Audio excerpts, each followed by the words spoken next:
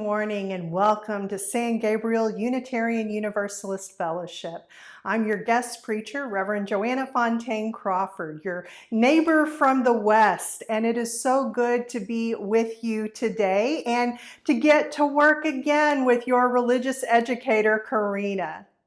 It is sometimes a heavy job that we all carry, being the two congregations in Williamson County. I'm so glad that we have a friend and a partner to do this important work with us. As Unitarian Universalists, I believe that every week we are gathered to strengthen our souls and then sent out to strengthen the world. May you find strengthening today. It is good to be together.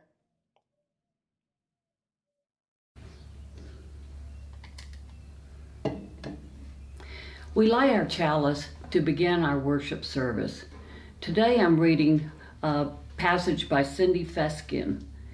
We are all capable in different ways, with different strengths and talents. We are all holy, part of the universe and the interdependent web. We light this chalice, cherishing our differences and holding each other in sacredness.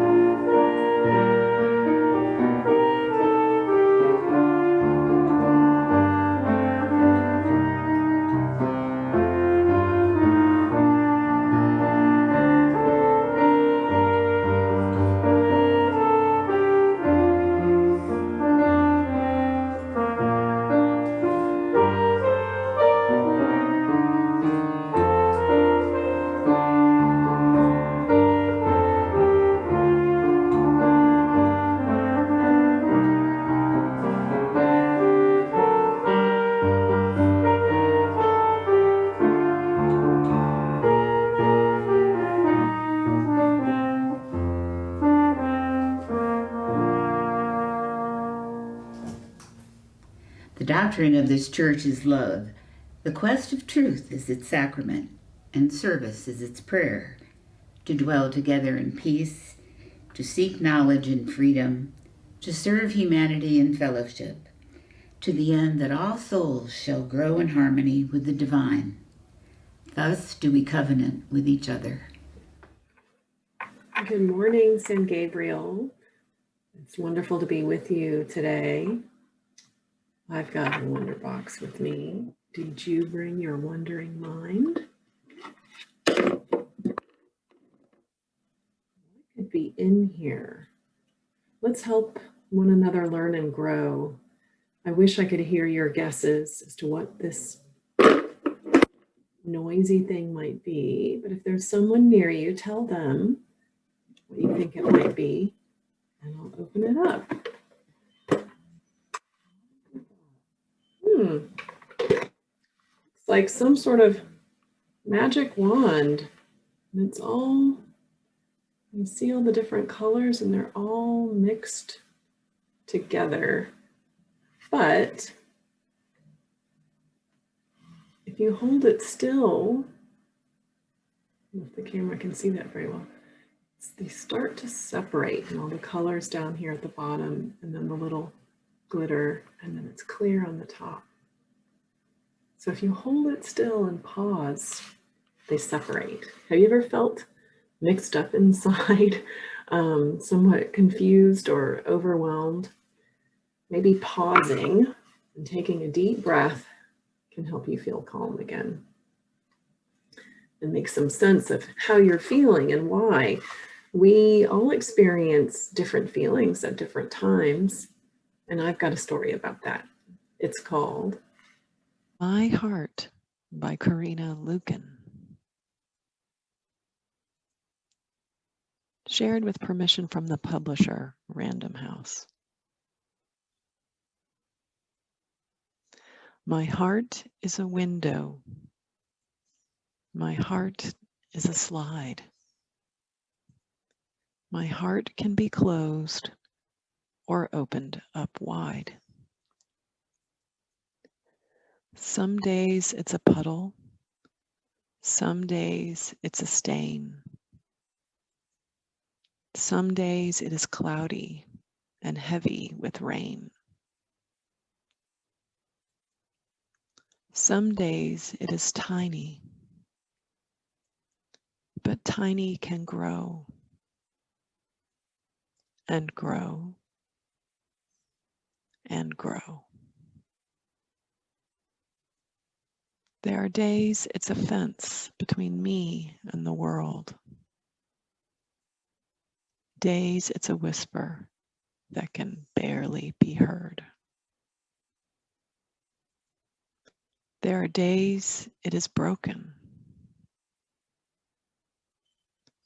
but broken can mend, and a heart that is closed can still open again. My heart is a shadow, a light, and a guide. Closed or open, I get to decide.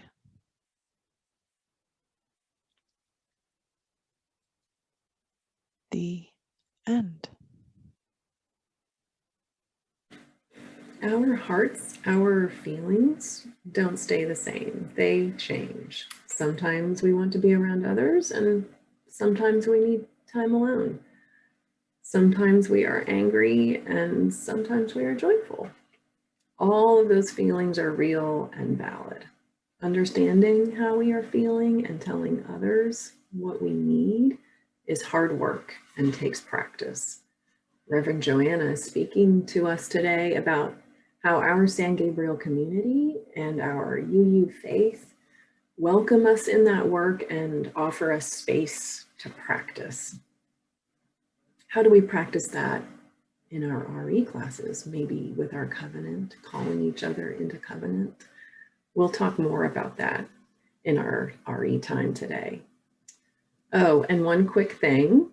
Did you notice that in each page of the story, there was at least one image of a heart?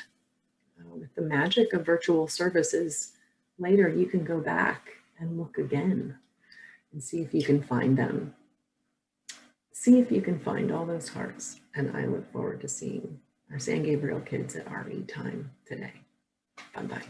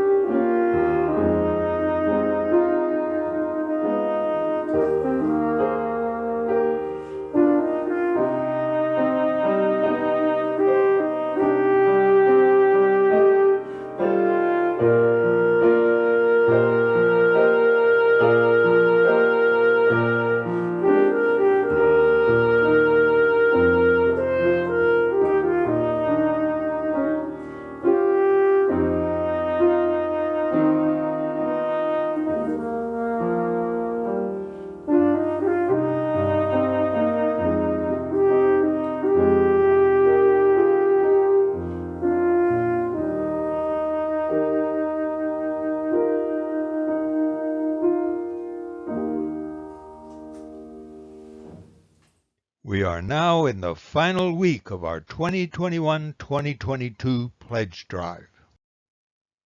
Last week, our pledges received totaled $116,000, bringing us to just short of 70% of our goal. As of Friday, our total for this week had come to $146,000. We are now within 85% of our goal of $171,000. Let's get those pledges in and make our final total 100%. The $25,000 remaining is less than has come in during any previous week of the campaign. Your pledge drive team is busy reviewing which pledges are still out. Remember, you have until this coming Saturday to get your pledges in. You may do this by mail, email, or online. Please get your pledge in as quickly as you can.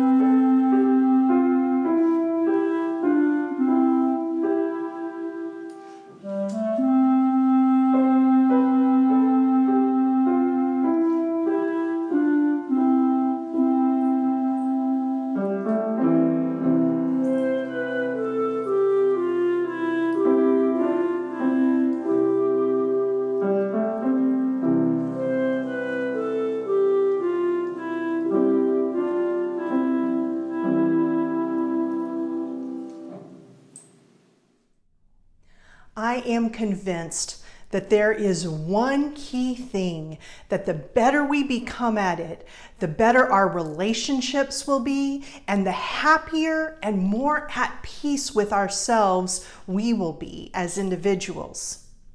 That thing is called self-differentiation.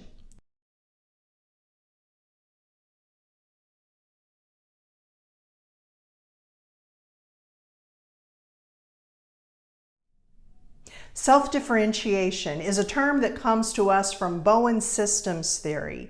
And very simply, what it means is that you know where you end and another person begins, and you keep boundaries between the two.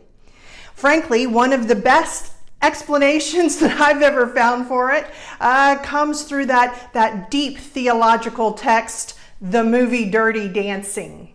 Hey, we're Unitarian Universalists. We seek out wisdom wherever we can find it. Bible, Bhagavad Gita, Battlestar Galactica, Beyonce, and in this case, Johnny Castle from Dirty Dancing.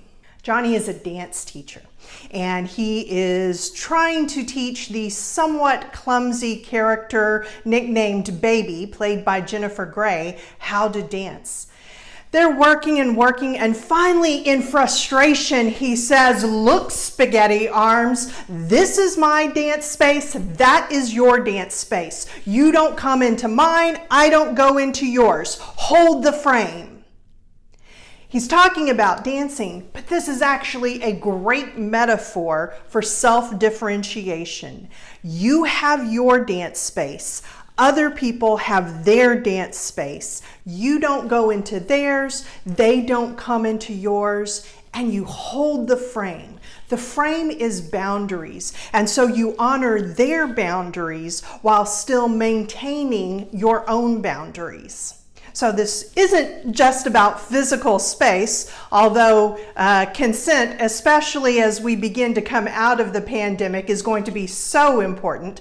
It's also about emotional and psychological space and figuring out what is in another person's dance space, which they are responsible for, and what is in your dance space that you are responsible for. It seems pretty simple, right? And yet our culture has over and over again taught us the opposite of self-differentiation, starting when we were kids.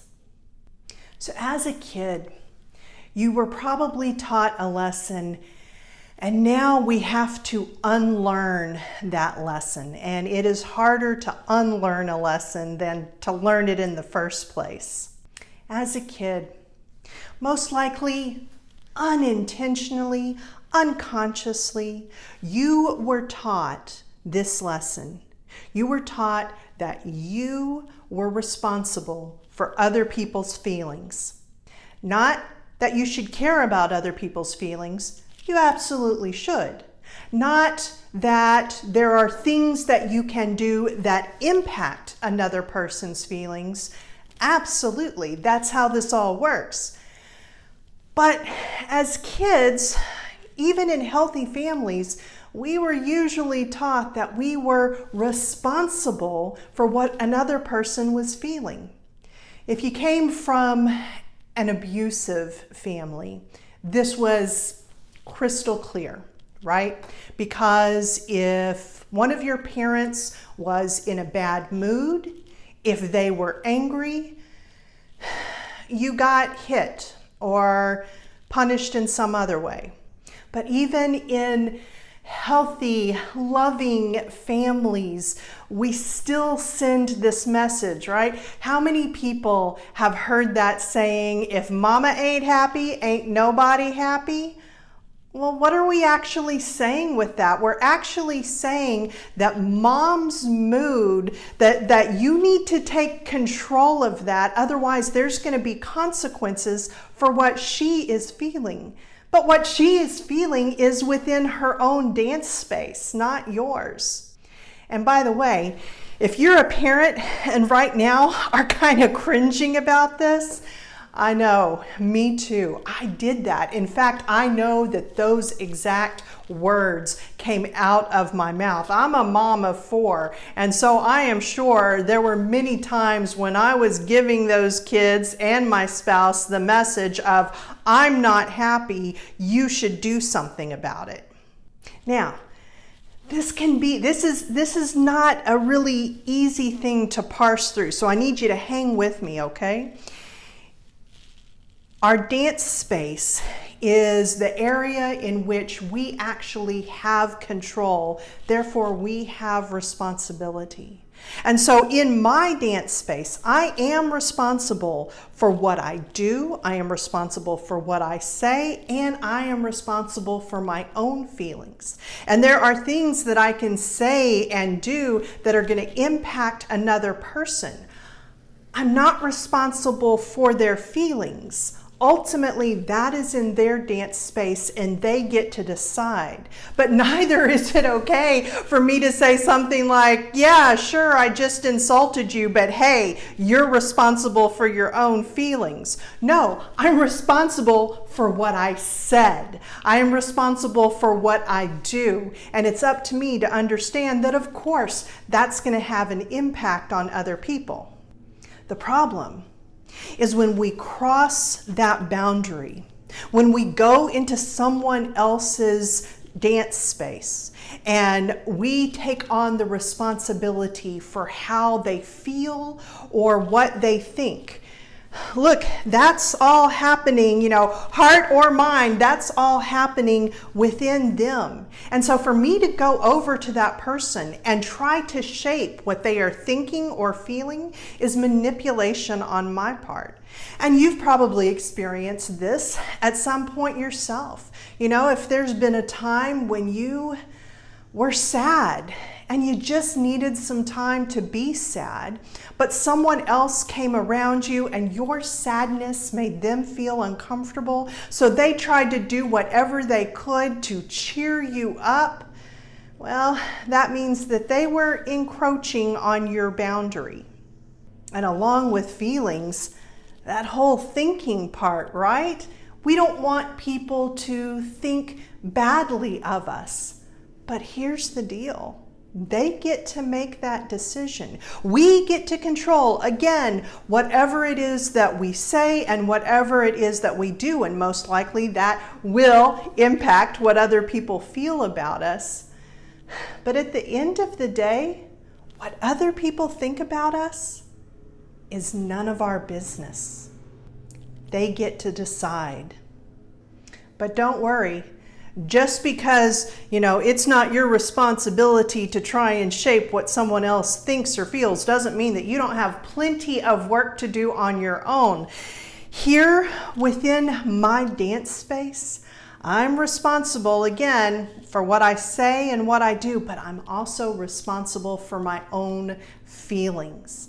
And this can get really complex. Yes, other people impact my feelings, but once I have them, once they're in me, they're my feelings. And I'm the one who is responsible for deciding what I'm going to do with them or not. Here's another metaphor for you. Often our feelings have been impacted by so many other things, right? You've probably seen those Snickers commercials about being hangry. I mean, just being hungry can determine how our emotions are going to go. But deeper than that, we are shaped over our lifetimes of experience. And some of those experiences have left us with unhealed wounds. I refer to this as glass in your arm. Because here's the thing. If you came up to me right now with no glass in my arm, even if you bumped up against me pretty hard, I'd barely flinch. But if I had even a tiny sliver of glass in that arm, well, goodness, there's no telling. I might wrench away, I might punch you. But the thing is, it's not about being bumped, right? It's about the glass that's in my arm. And I may not have put that glass in my arm. It may have come back when I was a child, as so often our wounds do. But it's my job to try and get it healed. It's my job to do the work of trying to get that glass out of there and get it cleaned up and put on a bandage. And even while it's still healing, it's still my responsibility. And it's okay to tell someone else, if they start getting close to that sore arm, hey, I have a wound, an unhealed wound right here, and I need you to give me some space while I heal. Now, space is a certain part of self-differentiation, specifically the space of, again, knowing where you end and another person begins. But that doesn't mean that you're supposed to turn into an island. It doesn't mean that you're supposed to be disconnected from other people, because that's not healthy either. We have to learn the difference between being connected and being fused. If you're connected with someone, then either one of you can separate whenever you need to.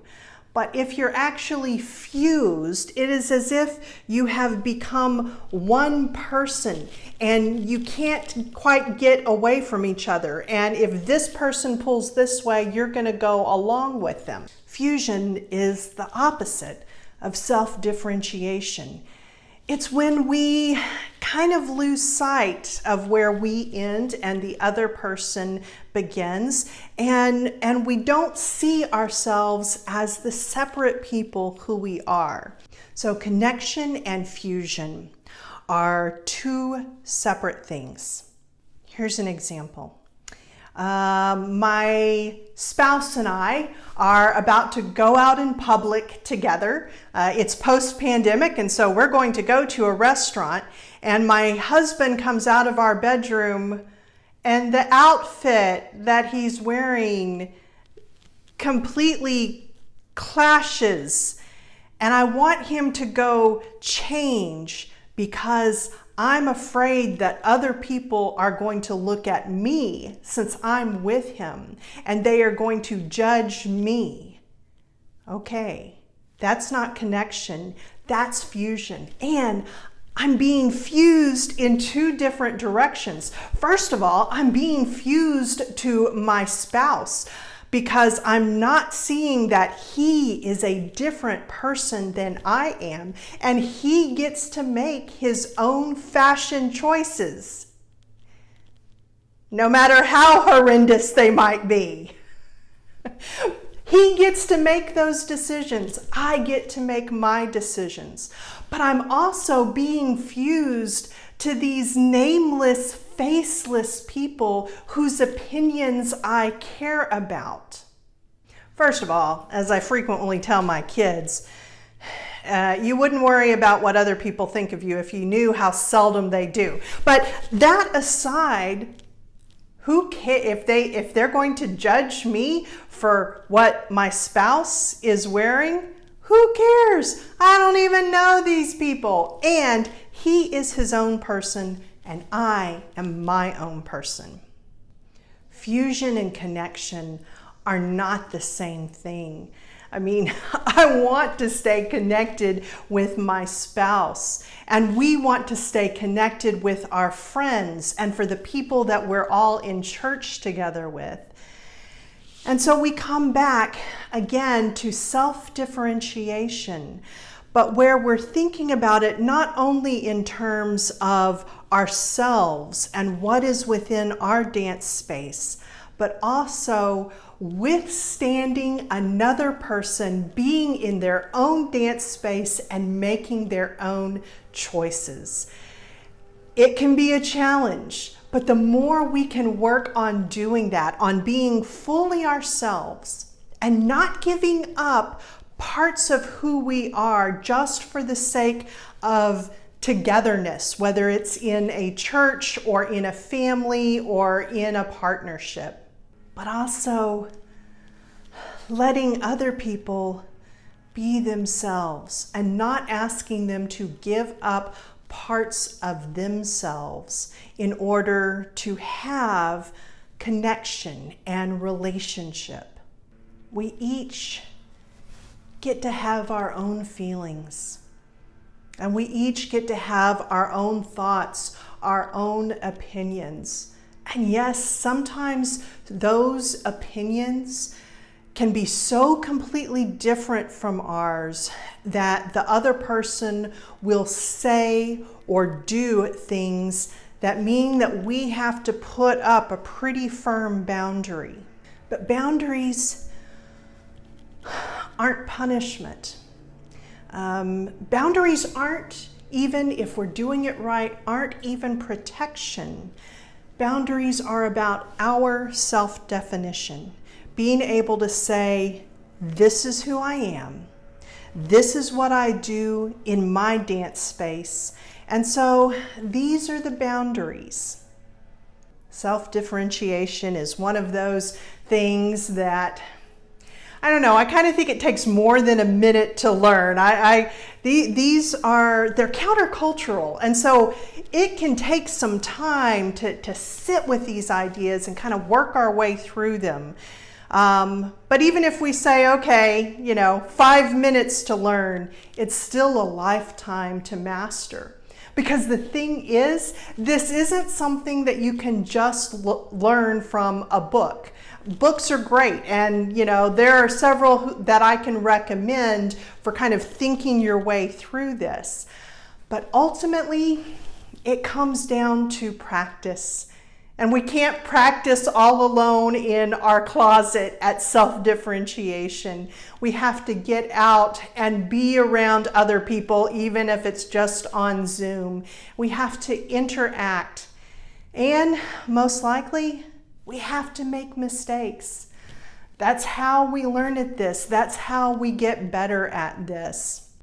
And the closer we are to people, the more difficult it can be. I have been in a deep and intensive study of this for more than a decade, but I will tell you, when I get around my family of origin, I'm not going to say that it all goes out the window. I hope that I have made some progress during this time. But boy, I'm sure making so many mistakes. You know, like the saying goes, your family can push your buttons because they're the ones who installed them. But the more we practice, the better we get at it. And it will ripple out. The more you personally work on this, the more other people will be affected by your learning. And for a church, the more people who are working on this and supporting each other in working on this, the healthier that church will get. This is my dance space. That's your dance space. You don't come into mine. I don't go into yours. Hold the frame.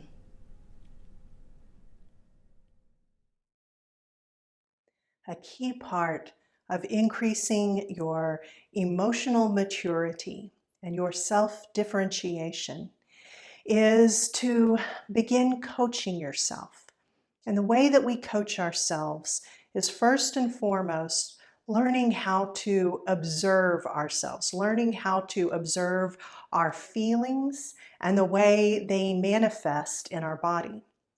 So let's talk about anxiety. Where in you does anxiety show up physically?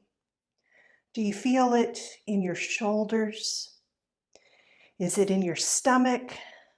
Do you clench your jaw? Take a moment and think back to some time in the past when you felt anxious. Can you remember what those first feelings were like? How you were aware that you were getting stirred up? When we get anxious, the part of our brain called the amygdala is the one that goes sort of into overdrive. And when that happens, it means that we're not using our prefrontal cortex, the part of our brain that is used for our calm reasoning and our best thinking. And so when we coach ourselves, what we're trying to get at is that best thinking, which means that we also need to see the anxiety, be able to observe it dispassionately, so that we hopefully can begin to let it go. So take a deep breath and imagine yourself being in an anxious moment. Maybe not something really like a big deal, but just maybe when we're out and about and hopefully we're wearing a mask and someone challenges us on that or gives us a look. So first of all, observe in yourself where you're feeling the anxiety. It's good to be kind of curious, to be able to say, oh, okay, my stomach is clenching up. That means I'm starting to feel anxiety about this. There's all kinds of ways to deal with anxiety, deep breathing being one. The key thing, though, if we want to grow to be more emotionally mature, is the observation. And you don't even have to do it in its own time. Maybe this is something that, you go through a situation and either you act the way you wanted to act, or maybe you don't. But afterwards, you think it through. You observe yourself, almost like you're watching yourself from afar. What was it that made you feel so anxious? Were you able to engage in your best thinking? Are there things that you want to do different next time? And the more we do this, the better we become at being our own best systems coach. We extinguish the chalice at the end of our worship service. I'm reading a passage by Frederick Gillis. May the love that overcomes all differences, that heals all wounds, that puts to flight all fears, that reconciles all who are separated, be in us and among us, now and always. Amen.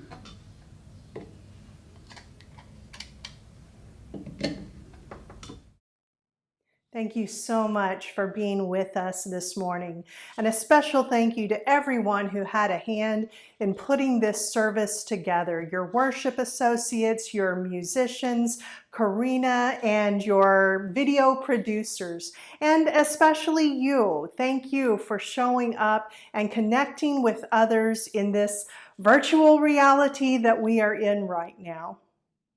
May you go forward this week knowing that you are lovable, you are loved, and you are not alone.